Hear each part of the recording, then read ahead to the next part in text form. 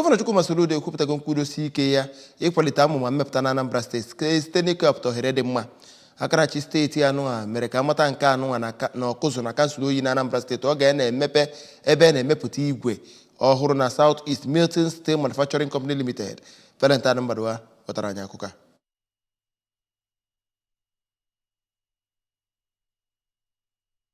Govano Soludo onye kwere nkwa ịgba mbọ hụ na o mere ka mpaghara bụrụ nke ga-akwado ụlọ ọrụ na-arụpụta ihe na Anambra steeti kwuru na emechago atụmatụ ịgba mbọ hụ na aga na-enwe ọkụ latrik nke ga na-adị kwa mgbe ọbụla na Anambra steeti. Ọ gara n'ihu kwe nkwa na ọ ga na-arụsi ọrụ ike dịka aka na-achị steeti a iji mee ka Anambra bụrụ ebe obibi ma bụrụ nke ga na-aga n'ihu, ebe o kwere nkwa na ọ ga-enye aka ịkwalite ihe ọbụla nke emepụtara na Anambra maka ọganihu obodo. O kwuru na ụzọ kacha mma iji kewapụta ọrụ bụ ịkwado ihe emepụta na Anambra ma kelee ndị chọpụtara ya bụ ụlọ omepụta ngwaahịa maka mbọ pụrụ iche ha gbara ma kwe nkwa inye ha ezi nkwado. Otu n'ime onye ji ọkwa direktọ na ya bụ ụlọ ọrụ na-emepụta ngwaahịa ma bụrụkwa onye atụrụ akwụkwọ ịnọchite anya ọgbanta vootu oyi n'ụlọ omebe iwu nke Anambra steeti bụ Honorable Innocent Ojike n'ozi ya kọwapụtara na ebumnobi ha bụ ikewapụta ọrụ nyere ụmụ ntorobịa ya nakwa ịkwalite ọnọdụ akụ na ụba nke Anambra steeti. O kenere Govano Soludo maka mbọ pụrụ iche ọ na-agba iji mee ka Anambra bụrụ ịgba